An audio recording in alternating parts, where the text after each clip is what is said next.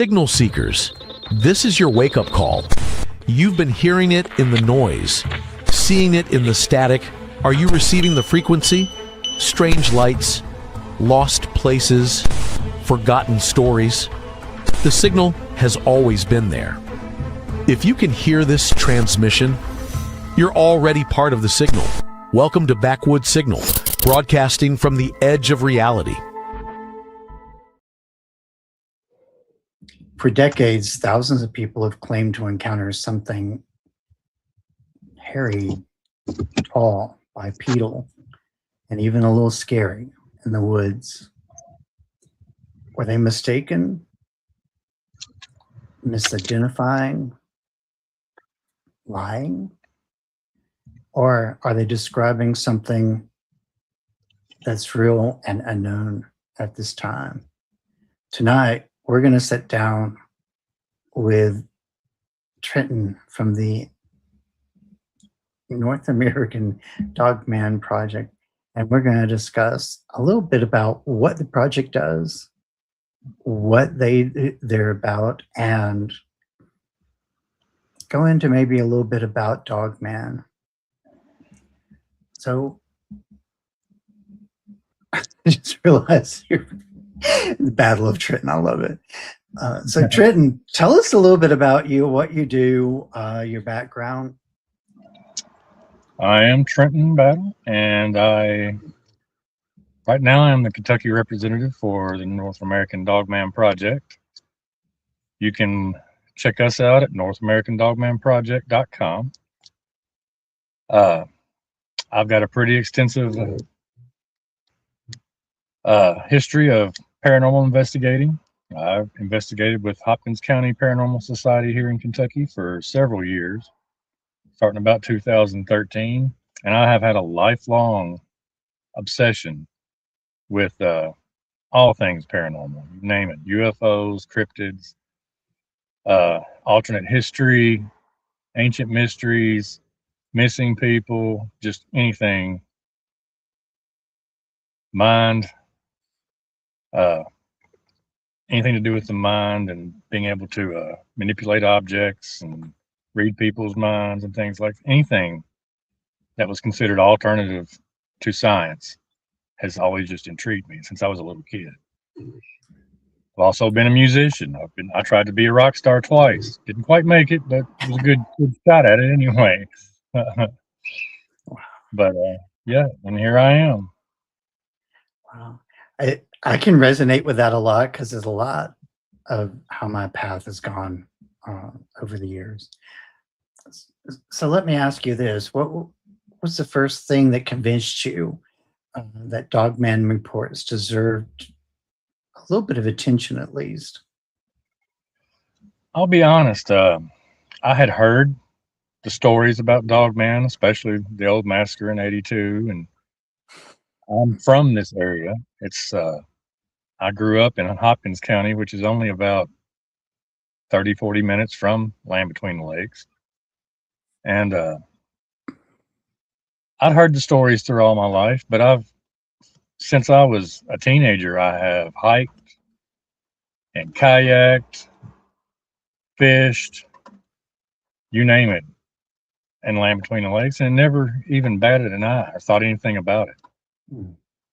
But last fall, it was about the last week of September going into October, I was camping out there. It was me and my two dogs. I was in the process of buying a place in Eddyville, waiting on my deed to come in, and we ended up camping out there for about 2 months straight, just me and my two dogs. And I've got a miniature Australian Shepherd and a Great Pyrenees mix, and they're two loyal dogs. And they bark at anything and everything that comes within, not even us. I mean, just anything they can hear, they're going to bark at it. And we was out there, like I said, been out there a little over a month, and nothing strange had happened, nothing. But for a period of about 2 weeks, we started getting these strange sounds. And it sounded like a decrepit hound dog like in distress or duress, Mm. was trying to bark and howl all at the same time. Strangest sound. And you would hear this sound constantly. It would, from the time it would hit earshot to however close it got to you, you would hear it constantly until it got out of earshot. And my dog would just bark and bark and bark and bark at this thing. But every few minutes in between, you'd hear this low guttural growl. And whenever you'd hear this thing growl, my dogs would just stop barking completely. They just look at me like, what the heck was that, Daddy? And like I said, now we had several encounters with this thing. It was probably 4 or 5 over the course of about 2 weeks. And the first several, it was in a pretty good distance from us. It was far enough off. I tried to record it and it wouldn't even record on my phone. But the very last night we heard it, there had been some people in between us and the woods, or between where we were at and the lake. There's a little patch of woods there, and there had been some people camping at the bottom of the hill. Well, they had moved off, and this time, this thing came on up into that space, or far enough off I couldn't see anything, but we could actually hear it loud and clear, and we could hear it tramping through the leaves and the sticks, and even at one point we could hear it splashing through the real shallow water, and even rustled up some herons that were roosting over on the tip of the peninsula at one point. But it was so close that night, we were freaked out, and I didn't even think to pull my phone out to try to record the darn thing that night, because it was literally within 50, 60 yards of us at that point. We were kind of in a freak out mode, I ain't gonna lie. But after that, that's when I contacted the NADP to kind of give my story, and that's how I got in contact with them. That's what's brought me to where I'm at now. Wow. So at this point, you're kind of relying heavily on your background and other paranormal to kind of fit in and mold into your Yes, position now. exactly. I'm not a skeptic per se to cryptids and things like that. I've always found them fascinating. Bigfoot, Loch Ness Monster, Mothman, you name it, Jersey Devil. I've loved all those stories through the years. And Dogman was kind of a new one on me. Like I said, I'd heard the stories, but I hadn't seen like a huge amount of, I didn't realize how many sightings there actually were until I started talking to the NADP and really digging into the subject. Right, and looking right. into it, didn't realize how prevalent it really was. So, Yeah, it's here in these areas, because I'm over by Murfreesboro too. I literally right on the edge between like the outskirts and La Casas. So this area gets its fair share too of right. Dogman and Bigfoot sightings. Actually, it's kind of a crazy little area through here. When you so how is transitioning into going from paranormal to cryptid? How does that look for you? Because I know for me it was a little bit of a process in a sense. I'm going to be straight up, and I think it's all connected. Mhm. I think it's all connected, and that's one thing. When I was talking to the Region 5 director, Marcus, I was telling him my thoughts on the subject, and it doesn't matter if it's Dogman or Bigfoot or whatever cryptid you've got. There's always some other things involved. Sometimes, like you hear people talk about portals or orbs. sometimes you even have people. I've heard stories from some of the local people around that do from other teams that are doing investigations in LBL. Some of them have caught EVPs while hunting for Dogman. Not even hunting for ghosts, but they've caught EVPs when they went back and listened to their footage. And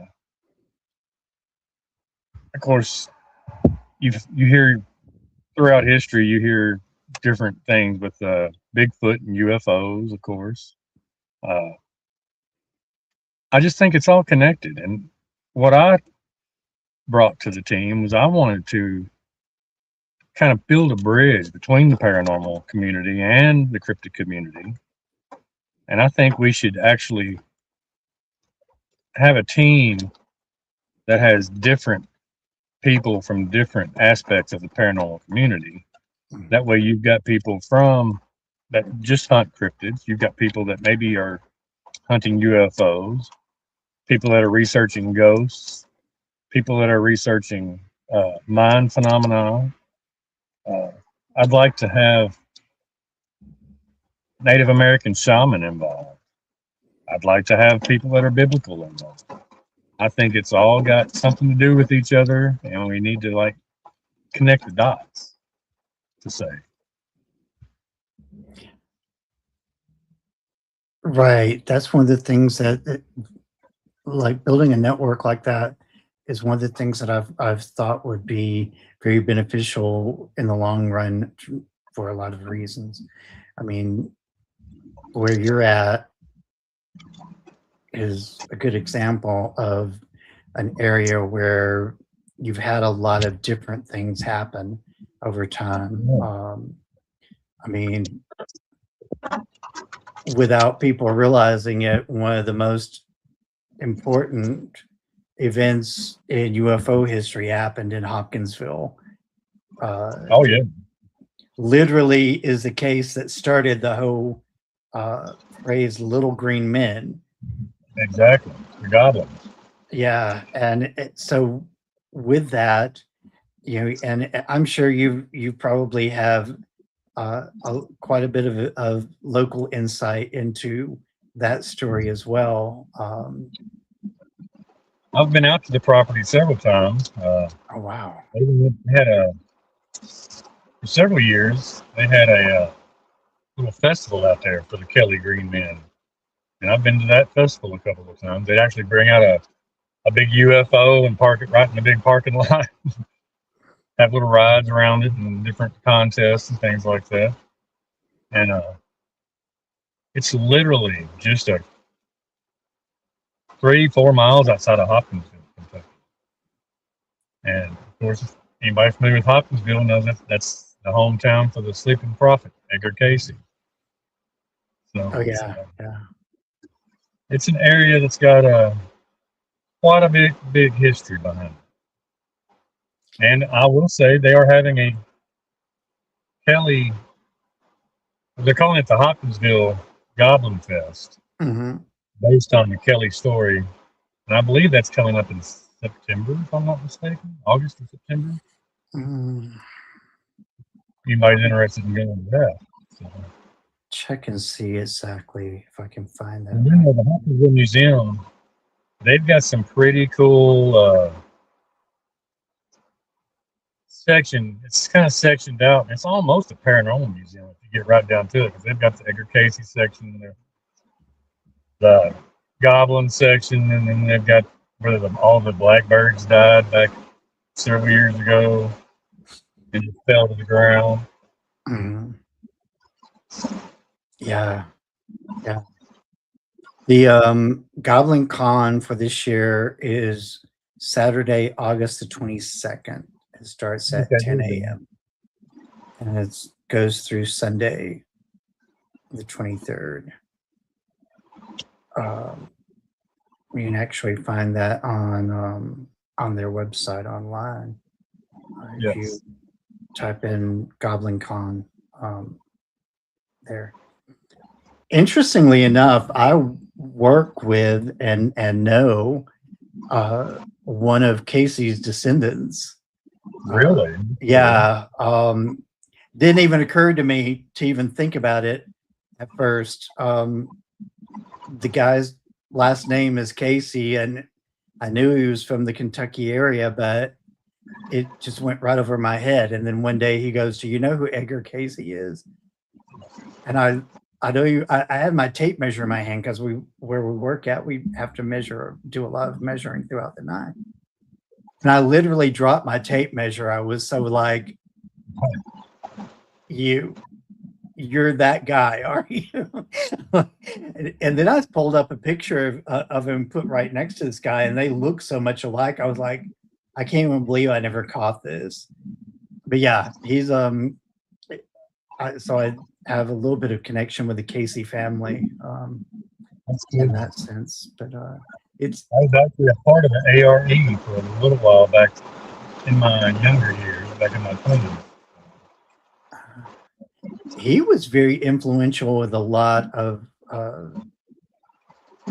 people. That one of the big influencers of the 80s in the New Age movement. Elizabeth Clare Prophet talked about him quite a bit, and talked about his prophecies quite a bit. I was always interested in his Egypt and Atlantis reading. My big draw to him. Yeah, he did a lot on that. A lot. The other thing that's very interesting about all of that area is just its location in correspondence to the LBL, and the enormous amount of activity that's gone on there. I mean, not only do we have the Hopkinsville case there, but not that much farther away was also the Mantell case, which was the young man who was a decorated pilot and became the first recorded casualty in the UFO community. So that was all within that area. So when I talk about your area being kind of I guess a good way of putting it is just an area of high strangeness, sort of like where I'm at. Well, when you get right down to it, I kind of link. I'm not even too sure it's not even a triangle type area. You want to get right down to it. But if you go all the way down into where Adams, Tennessee is at, you've got the old Bell Witch story down there. Mm-hmm.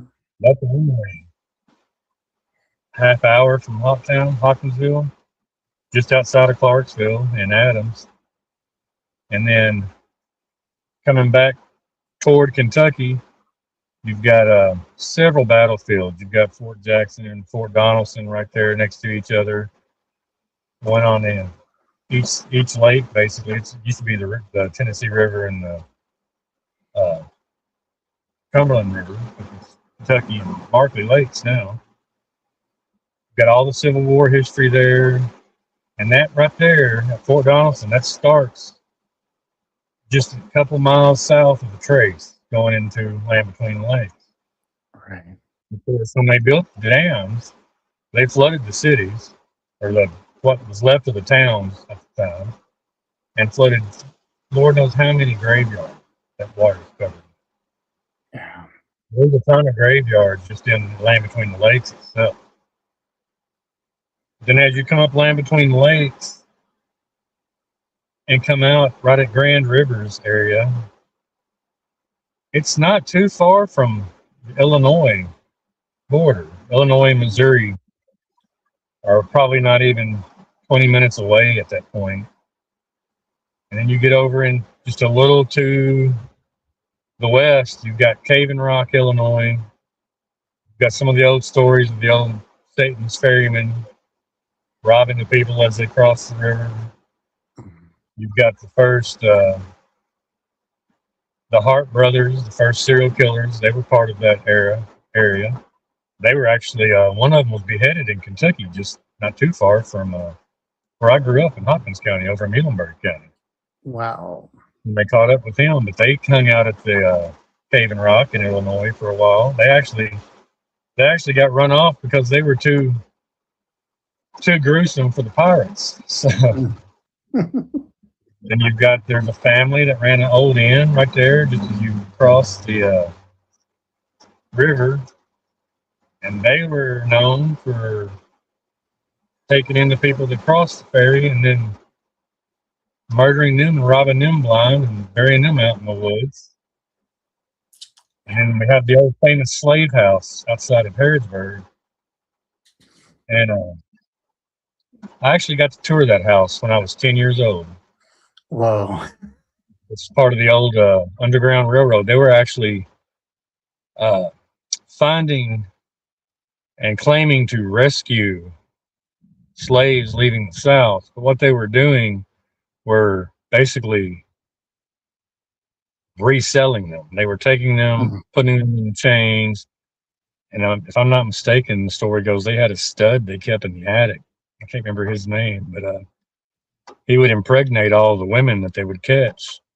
And of course, they would then sell the women off and sell their babies along with them. So, and even at 10 years old, they were told how much of a haunted area that farm was, and that nobody could even spend the night in it. And once I got into the paranormal things and was trying to go back, we wanted to do a documentary there, just talking about the whole Southern Illinois aspect and the hauntings there. And we could not get access to that old farmhouse anymore. It's actually been Murray State University from Kentucky has the rights on it, and it's been off limits to the public since, if I'm not mistaken, the late 90s, early 2000s. They've done some archaeological digging around in there, but it's really, you can't really find a whole lot of info on it other than that through the college. So, but I think the whole area, you go from Tennessee, Bell Witch area, all the way up into Illinois, and it's just almost a straight shot of just complete paranormal activity. It's unreal.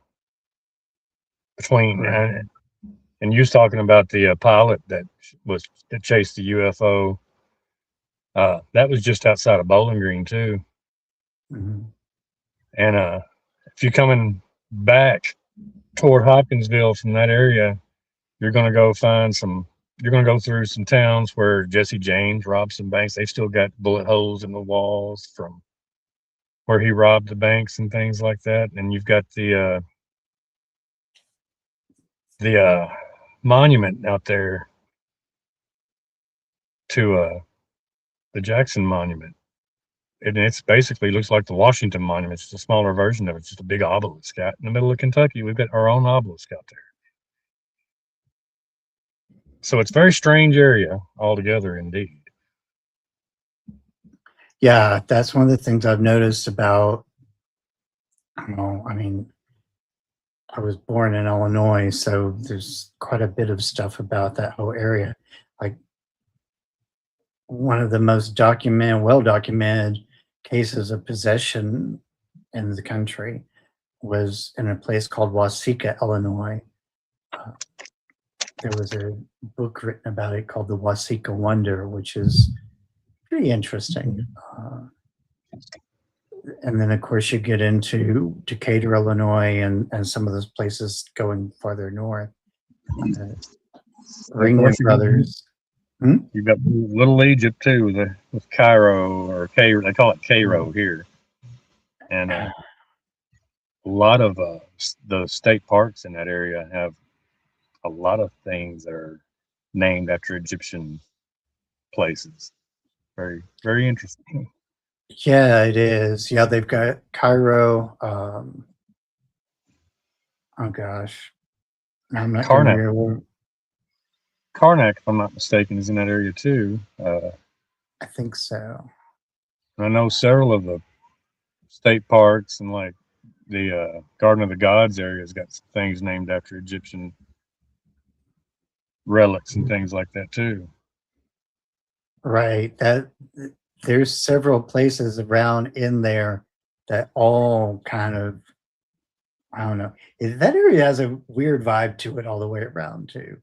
Like I used to jokingly say because it was cornfields everywhere you went, I was like, this is so children of the corn through here. And Oh yeah, if I said that around people, they were like, yeah, don't talk like that. exactly. Yeah, because it was like there was just so the vibe was so intense there. Interesting though, Decatur, Illinois was also the winter quarters for Barnum and Bailey at one point, the Yes, it circus, was. Yes, uh, and just an amazing history there. But what lots of the rest? Indian mounds in the area too. Lots of Indian mounds. So it's Yeah, got that yeah. go too. Well, in Decatur, Illinois, the downtown area especially was built over a cemetery, and of course, that always ends badly. So there's several Yeah, places through that area that are well known to be haunted. Then, of course, there's the Greenwood Cemetery, I believe is the name of it there, which is a huge cemetery that has quite a few interesting stories behind it. Troy oh yeah, Taylor is Troy Taylor is a prolific book writer, and he's got his home base there in Decatur now. I believe okay. it's still at the Avon Theater. But yeah, where you are, I mean, two of the most extensive books I know that's written about instances in your area. Both are related to either the Hopkinsville goblins or the Mantell case. Both of them were written by Huey Edwards. Uh, Very extensive. As a matter of fact, the Mantell book, which is called 12 O'Clock High, is like, I mean, it goes into Mantell's family tree, and then it goes into the whole, like, he digs deep in it. And it's the Right. same way with the Hopkinsville goblin case. Uh, Again, a lot of information in those books, uh, digging They've pretty actually deep. they've actually got a historical marker where the plane supposed to crashed at. So Yeah, yeah, yeah. They have. I believe that's the actual crash site, if I'm not mistaken, is still on private property. But people I have believe gone out there. they've got the historical markers out like in the middle Mhm.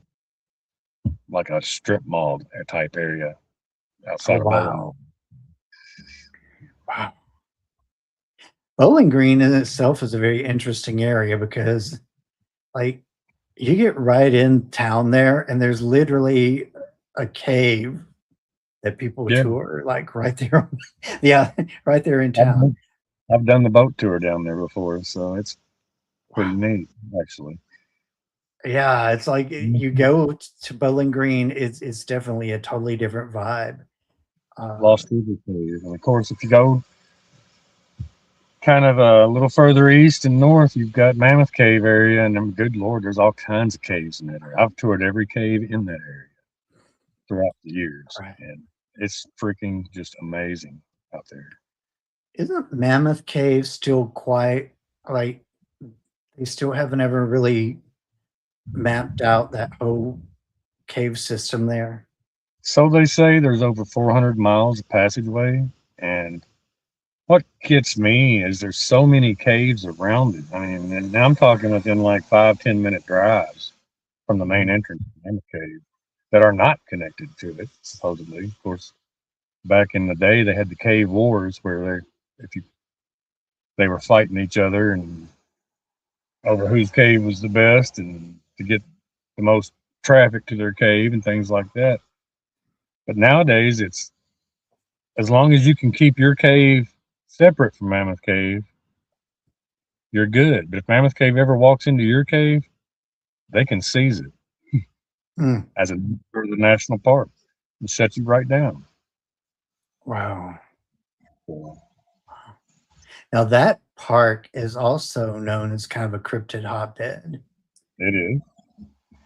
I know a It lot is. of people have said, hey, if you ever get a chance, this is a great place to go because you're guaranteed to see something there. And I'm like, oh, They found quite a few mummies in the area at one time, and then of course you had the can't think of his name right now, but the guy that got crushed in Sand Cave while he was exploring different passageways. mm, They made a big news story out of that, and all the newspapers came in, and I think he lived for several days. Them trying to rescue him before he finally passed away. mm. Big media deal back in that time before TV, of course. But Oh gosh. That's one of the things about, I mean, Kentucky has a long, kind of like Tennessee, but they both have long histories, deep histories that go back quite a ways. oh yeah, Stories of, that go back even before people were settling here. The trappers would come in and, and do their thing. And of course, there was always um, various expeditions to do things. They eventually found areas where they mined in some of these places. oh yes. Iron, hematite, gold in some cases, I'm sure, because there are gold deposits in these areas. Kentucky's known for the coal mines, so it's just riddled with coal mines from the western side of the state all the way to the eastern side of the state. So, Yeah, that's unfortunately one of the things that they tend to take a lot out of that state, for sure. But the thing that I hear people talk about the most is the park systems there and the cave systems. Like, people are just enamored by these things. oh yes, Of course, you have that occasional story that hits the news or whatever and grabs people's attention. Of the great mystery of disappearances and so forth like that. And people are constantly trying to pinpoint, the cave systems being connected to a lot of the missing 411 and so yeah, forth like that. So I don't know that how I really feel about that. I think, we have some investigators that investigate the 411 stuff. They try to make it all paranormal. right. And I'm not so sure that that's always the case. Especially even with the cave systems, I think there are some elements that have gotten into the cave systems that are not necessarily paranormal. But I do believe that there are some things that happen there that just defy logic. And Yes. that's where it starts making me wonder, what is it about Kentucky and what is it about these areas in general? There's a huge swath, like you were talking about, with Southern Illinois, Kentucky, Tennessee, Northern Alabama, Northern Georgia, the Carolinas, of course, West Virginia. There's a huge swath of just insanity through all these areas. Yeah, And one of the things I have absolutely. noticed, if you look it up, pay attention where the 33rd parallel and the 27th parallel are compared to some of these areas. They're literally right between the two most paranormal ridden parallels on the map. Yes, indeed. And I've said this more than once on the show. They're also conveniently nestled in that framework of Mount Shasta, Sedona, and Asheville too, what I call the vortex triangle, which is very interesting how all of those areas tend to affect the areas around uh, where we're at. So, with that, I want to ask you, what is one of the craziest, most intense cases that you have investigated yourself in your area? Well, as far as my investigations go, probably the most intense thing I ever did was Waverly Hills in Louisville as a Wow. paranormal investigator. And I didn't even go to Waverly Hills with a paranormal team. My guitar player at the time paid for an overnight private investigation and invited several of us to pitch in and join in.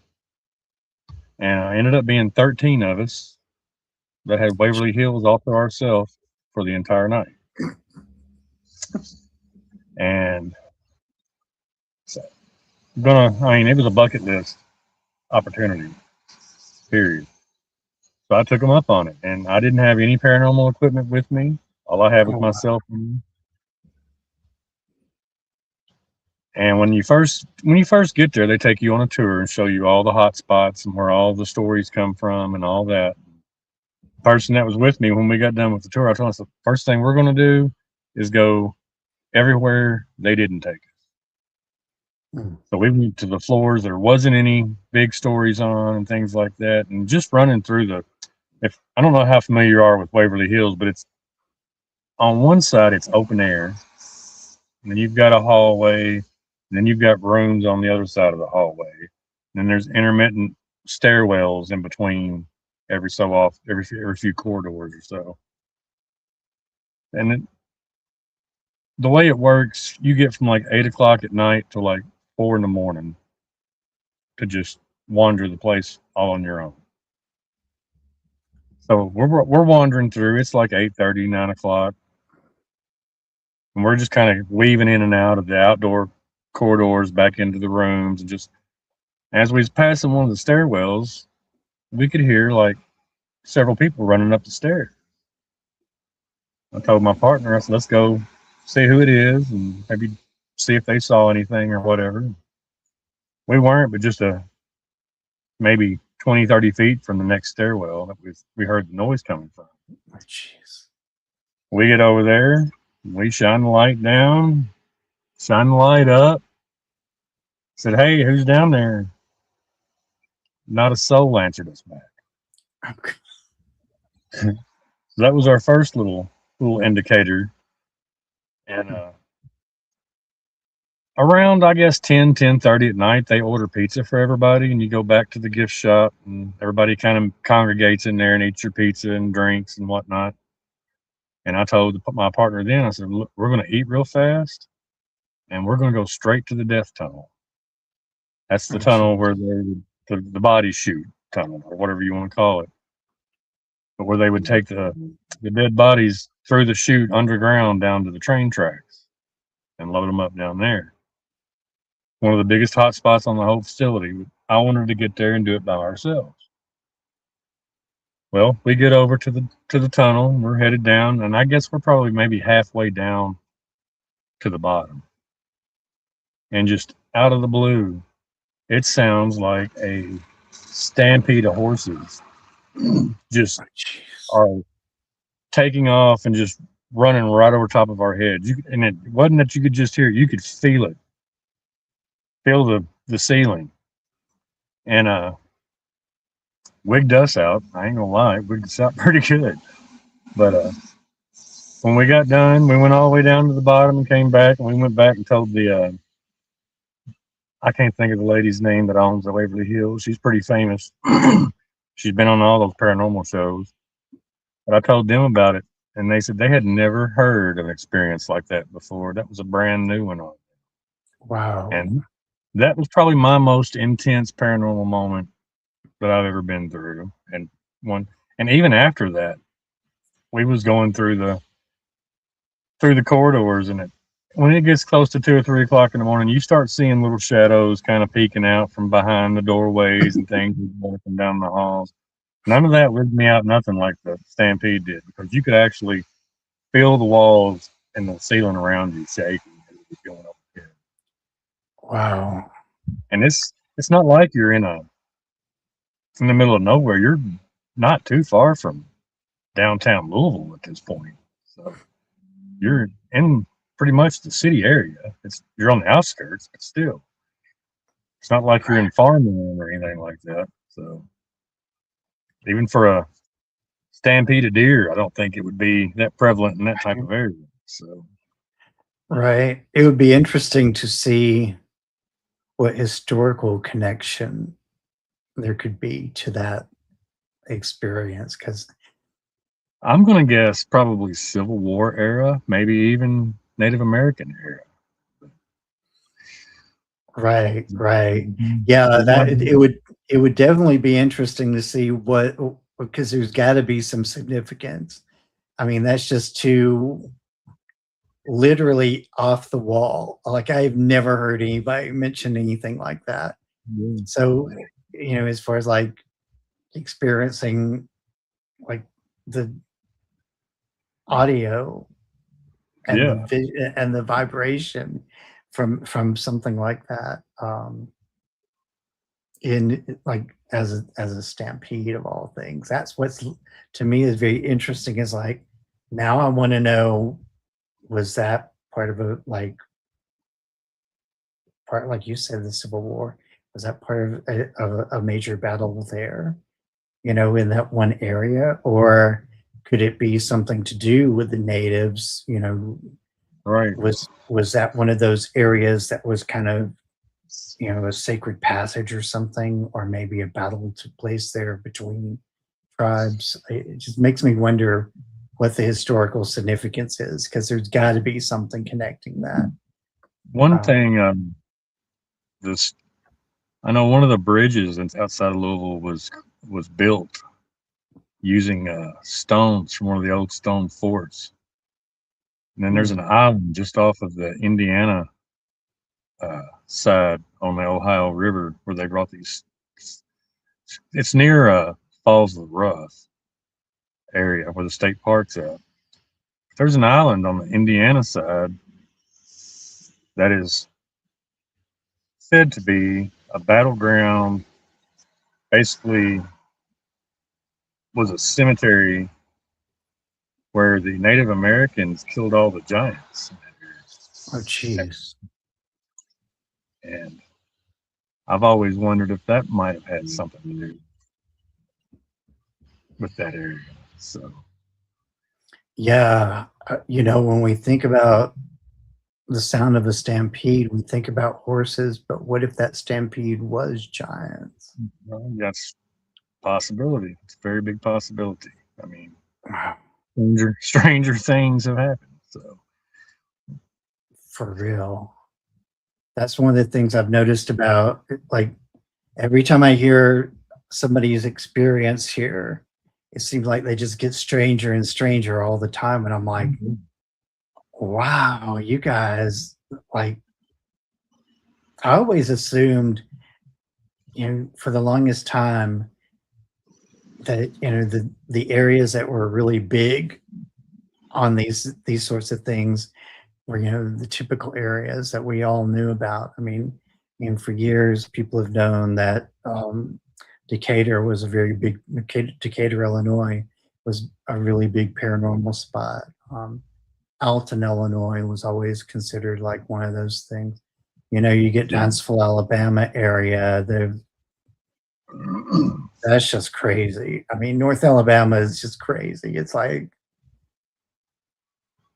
Disneyland for paranormal activity. I don't understand, but these were places that we're always familiar with. But in the recent years, again, we're finding that, even like, was it Daniel Boone Park? Is that the area that there's getting a lot of? Daniel Boone Forest. Yeah, the forest there. That over in Red River Gorge area, there's a lot of activity out there, especially Bigfoot and Dogman.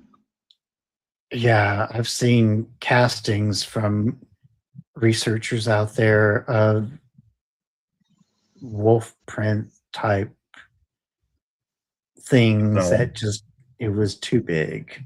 it's another area I've done a lot of kayaking and hiking in through the years, and again, it never phased me until I really got to researching into this stuff. I'm like, man, I've been in those areas, and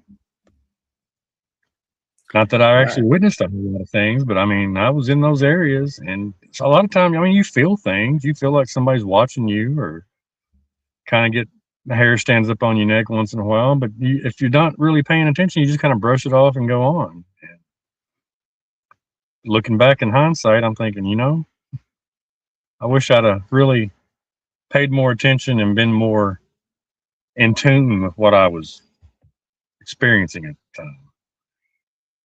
Yeah, yeah, I feel that too on some things.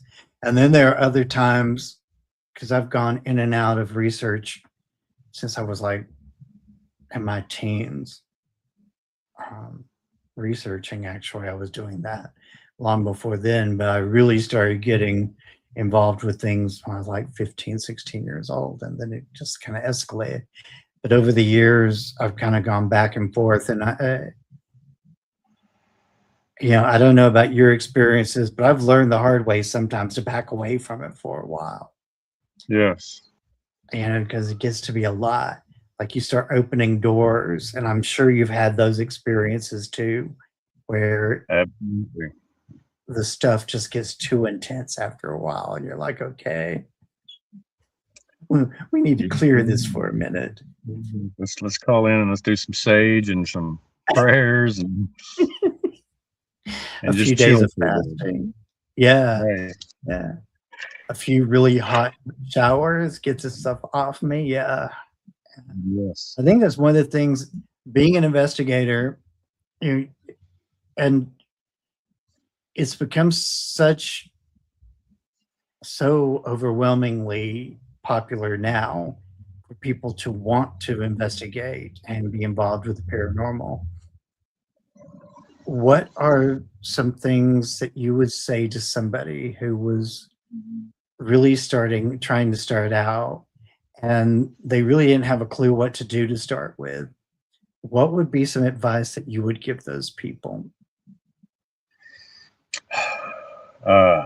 Mainly, don't go alone. Always go with a team. Have some friends around you. Keep the prayer for St. Michael in your back pocket at all times, just in case.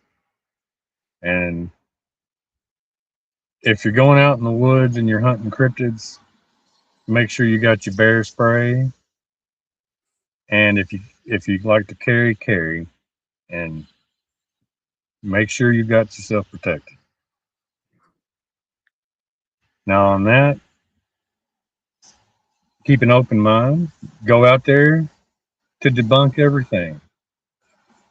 But anything you can't debunk, that's when you got to look into and see exactly what you think might be going on there. So Yeah, I think that's one of the big things is look at the mundane first and then look at the magical. anytime we went on an investigation, we always tried to give a reasonable explanation for what was happening. And I mean, I've had some crazy things happen to me. We were hearing some noises one night in a private residence coming off the kitchen counter that we were like, what in the world is going on? And you didn't hear it the whole time. And we kept looking around. And finally I look over and I got close enough I could hear it. It was behind the toaster at this point. I moved the toaster, and a stupid little mouse jumped out from behind this toaster and just almost hit me in the face. And I'm like, well, we debunked that one. I caught that all. You see me just scared to death. I've shot. Yeah. I'm not scared of the mouse, but just kind of startled me. I wasn't expecting something to jump out from behind the toaster. Right. But I mean, you always go in with a good head on your shoulders. You want to figure out and give them a reasonable explanation before you say, "Hey, you're full of ghosts." You want to say, you got a squeaky door, or you've got some wind draft coming in through a hole in the ceiling or something. Like, you want to give them an explanation if you can, and not just completely freak them out to begin with. But if you come up with stuff and you got your EVPs and you've got your things like that going on, then yeah, you got some stuff going on. So Right, right. And I think one of the things that's really important too is, especially if you're dealing with an area that's attached to people, if people own the area that you're in or whatever. Um, if it's a workspace or a home or something, find out about the people, find out about what happens on a daily basis in that building. There's some hard questions you need to ask the people that are attached to these places. Even if you're just going into, someplace like Waverly or whatever, exactly. find out the You- background of the people that work there. Because sometimes those things play into stuff that you get people who are connected to a building or whatever, and if they have mental health issues or whatever, they can bring things in with them, or they can even create things. Yes. I think one of the things that we tend to forget about sometimes is negativity. For instance, arguing, fighting, depression, those sorts of things can create some very negative energy in around an area. So Yeah. you want to talk about those things with people, and it's stuff that people would normally not expect an investigator to ask, but we need to know these things. If I've worked on a case before where it was a private home and they were having problems in the home, and and the lady was like, look, it's starting to affect my kids, da, da, da, da. Well, I got there and I set her down and I had this conversation. I was like, look, first of all, how is your relationship with your family? Oh, we get along great, da da da, blah blah blah. Okay, well, and no fights with you and your husband, your marriage is okay, you're stable. Yeah, yeah, yeah, everything is great. And then I start asking her questions specifically about like mental health and so forth like that. And sure enough, it turns out one of the kids has some one of the ones that's really affected has some issues, and the kids tend to fight sometimes. I had a teenager that played some pretty unhealthy music and so forth at times, and watched some stuff that was kind of questionable and so forth. And I asked her, I said, have you ever considered putting a change in this dynamic a little bit and getting them on a more positive level? Because that was one of the things I learned from the Warrens. And I know a lot of people are like, the Warrens, come on. But when, Lorraine especially, she would tell people all the time, you want to get away from the negativity. You want to get away from arguing and fighting. You want to play positive music. You want to laugh. You want to dance. You want to have fun, in your house. And especially if it's a house that's having problems. And that will alleviate some of it, but maybe not all of it. Well, that's when you take the other levels. But the hard questions sometimes to ask are the necessary things to know. The other thing that I always want to know is who other than your family comes into this house? Do you have a negative in-law? Do you have neighbors that come over that may be questionable? What else is going on here? Who do you invite in that door that may be bringing something in with them?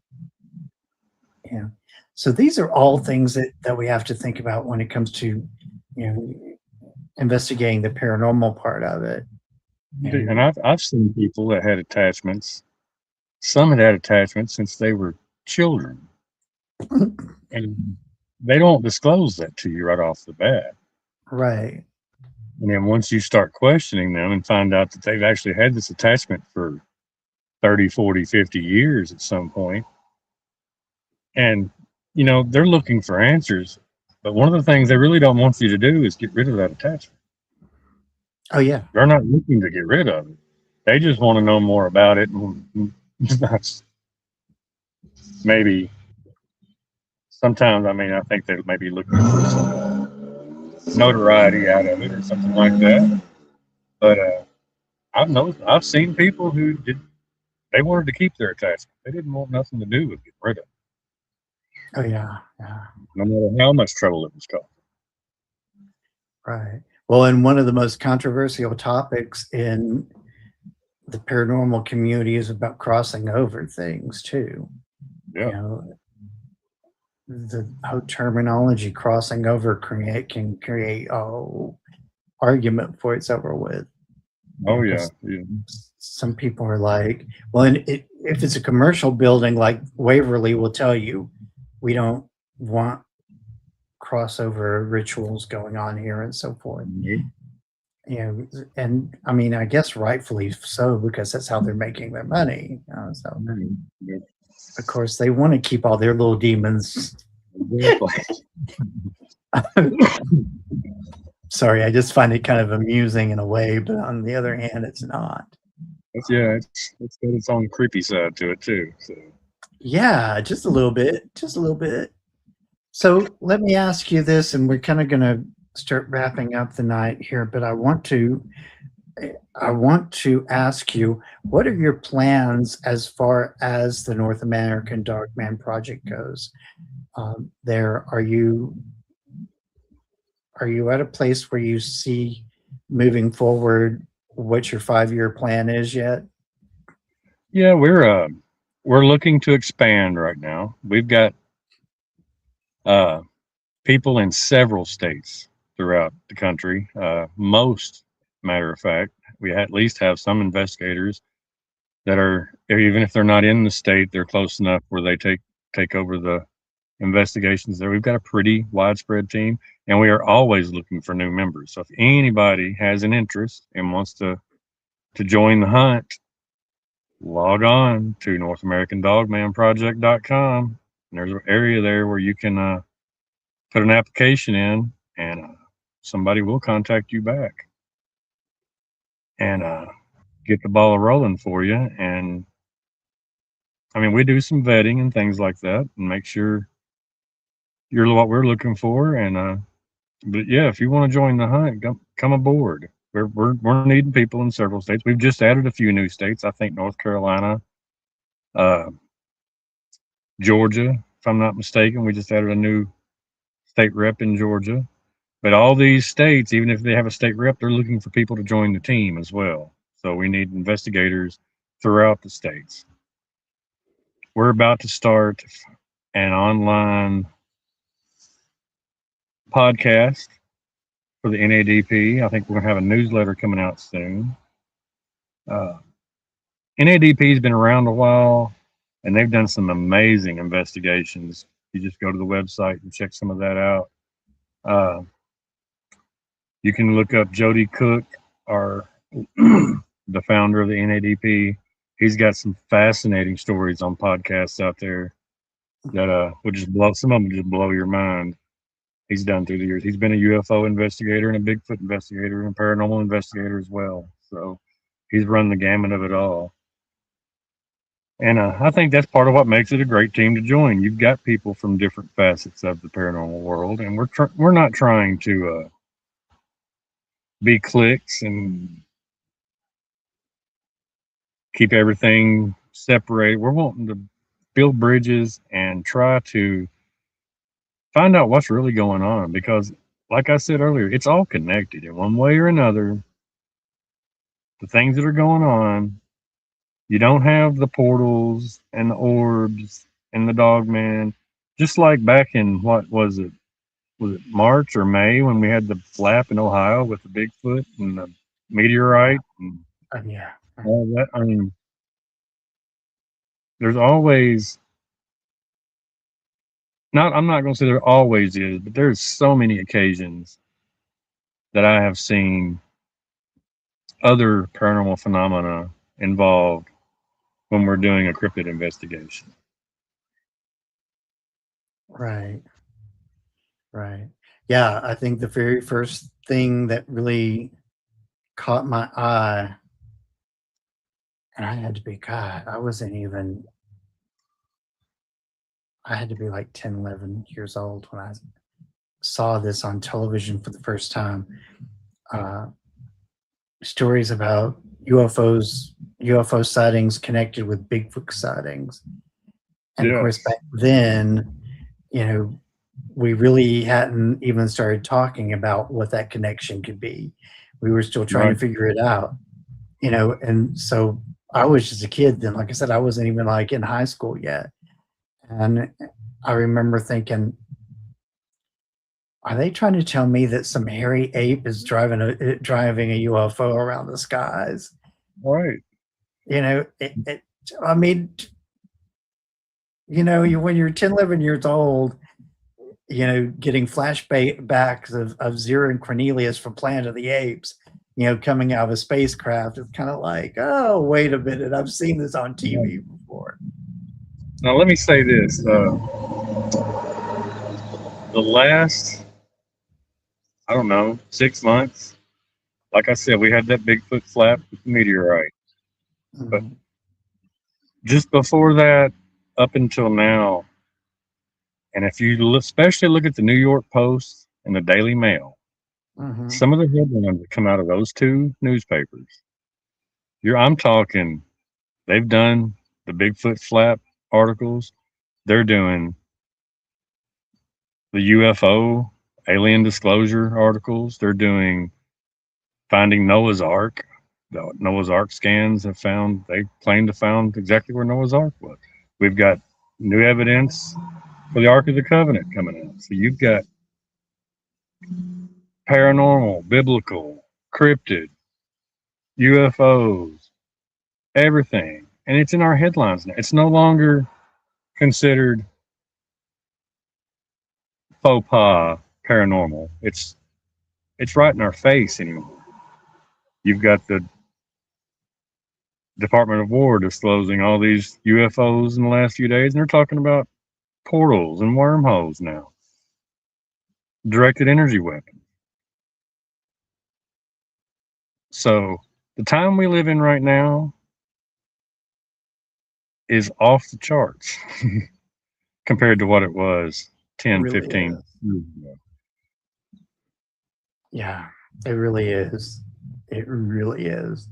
You know, and some people are like, well, you know, but the internet helps perpetuate that and so forth. And it's, you know, and they'll give all these reasonings behind it. And But it's not the internet, it's the media now. It's in the news. right, Absolutely in your face. right, So right.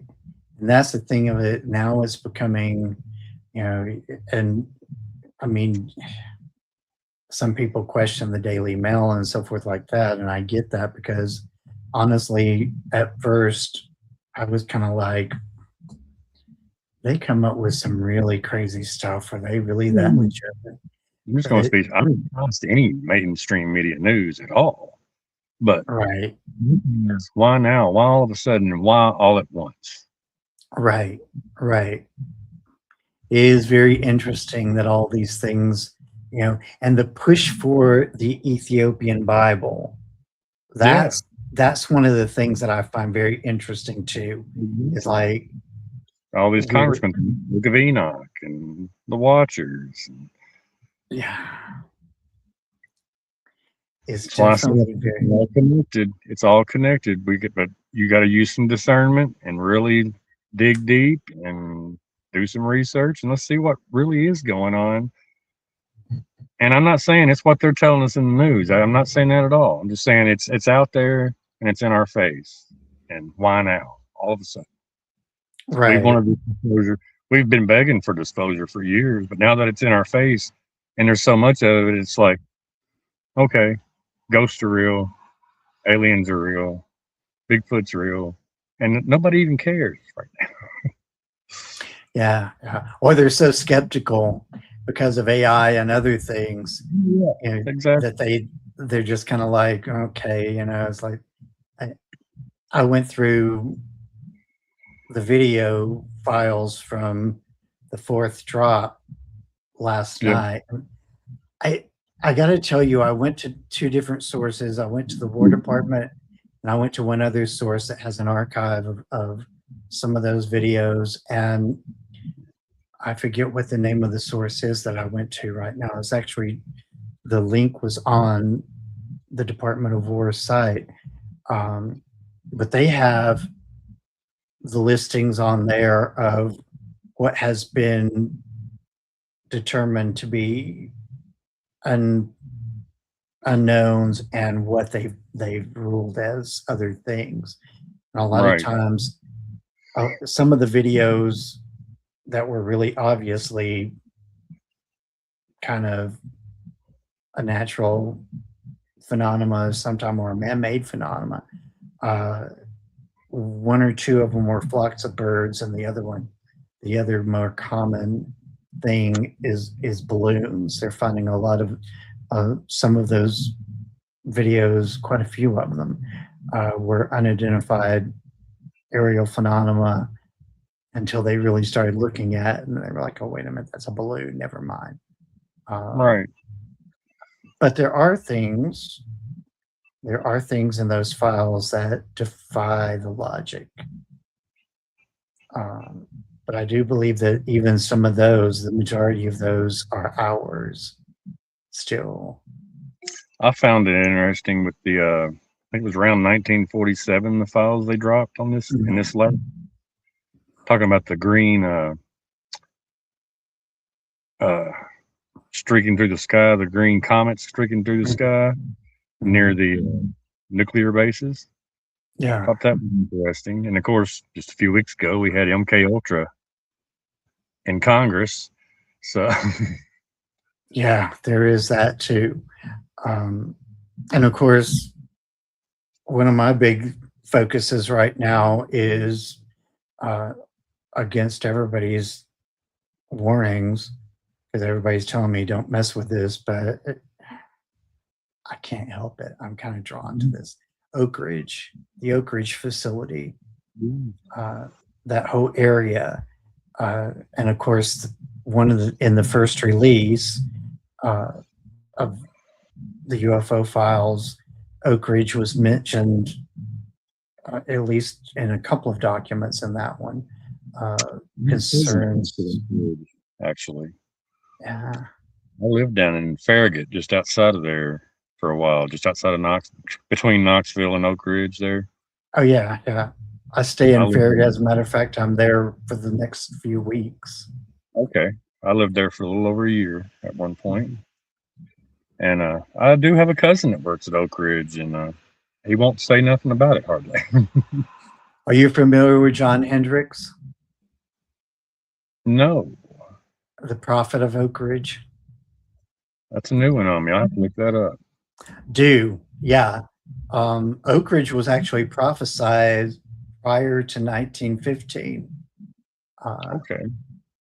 And that whole, like, John Hendricks even said that they would be building great buildings there, and what would come out of those buildings would end the greatest war known to man. Wow. And so, yeah, there's quite a bit. Go and research that. Okay. Have you ever been to the Children's Museum there at Oak Ridge? They do. I want to say they have. I know they have the Museum of Atomic Energy. I think is it a museum? I think it's awesome. It's actually I've been through there, and that's a fascinating stroll through there. Yeah, I want to check that out. They have a facility for the old a museum for the K-12, oh no, K-25 plant And there's Yes. actually an area open to the public at the Y12 facility too. Okay. Um, I didn't know that. yeah, it's sort of like a little bit of a museum there. So there's several places through there. John Hendricks is actually buried on the hill overlooking that area. Okay. He's not even in a cemetery. He's on a vacant plot there. And then there's a trail right next to that, which is where he supposedly received his revelation at. That they've kind of dedicated as a memorial to him. So Okay. yeah, I'll have to look that up. yeah, it's a very interesting story. And I'm still kind of researching some on that now too. But so we've kind of gone over a lot tonight, and as always with Kentucky and Tennessee, it seems like there is always a lot to go over. I mean, we will never get bored here. No. That's for sure. Never get Absolutely. bored here. What would you like to leave us with tonight, as far as maybe a story that you would like to leave with us, or some insight that you would like to leave with us tonight related to all of this? I'll tell you one of the strangest stories I ever had. This was back probably around 2000, I'm going to say 2003, maybe 2002, 2003. Me and one of my guitar players, we're on doing old back roads, talking music. We just started a new band at the time.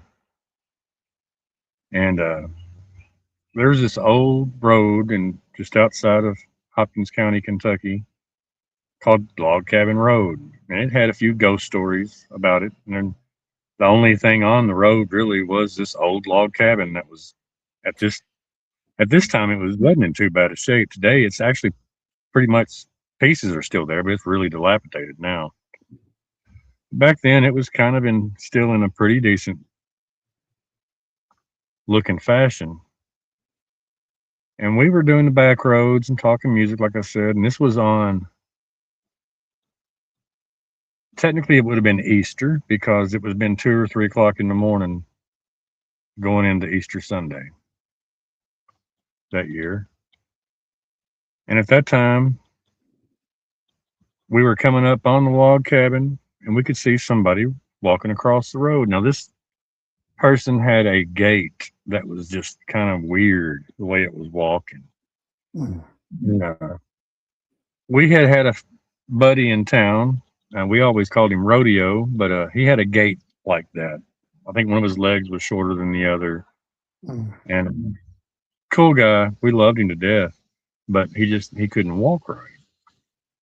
And at first we thought it was that guy walking across the road. Well, as we got closer and closer, I could tell it had a suit on, like it was dressed up with a suit. Didn't have a tie, but it was like it was kind of the buttons were open at the top of the shirt. And so I thought maybe somebody had car trouble and was trying to go we have what we call sunrise service on Easter around a lot of these places. So like 4 or 5 o'clock in the morning, they'll have a service and then eat breakfast and then have Easter service. I thought maybe it was something like that. Well, the closer we get, I can tell this suit's all torn and kind of ripped in pieces and shredded in spots. So I don't know even what to think at this point. Me and my buddy just kind of looking at each other like, what's going on here? Like, well, in my head, I'm thinking, okay, I'm going to pull over. I had to actually pull off the road a little bit just to get around him because he was in the middle of the road. He wasn't like trying to get out of our way. So I slow down, I pull off, and I'm thinking I'm going to ask this guy what's wrong. And as I look in his face, his skin is like an ash gray, and his eyes are solid white. Couldn't say that there was any hair on his head whatsoever. But at the point we saw the white eyes, gas, we took off and never looked back. Mm. I always said it was a zombie. I didn't know what to call it back then other than that. So it was a zombie walking across the road.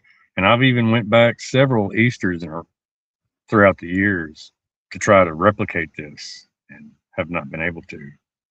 But I have an eyewitness. There was something crossing the road, dressed in a suit. Whether it was a ghost or a zombie or what, I have no idea. But by God, I know what happened. It was just nuts. Wow. Okay, yeah, that's a lot. Zombies are probably my weakest point, because I truly believe that could be a thing at some point.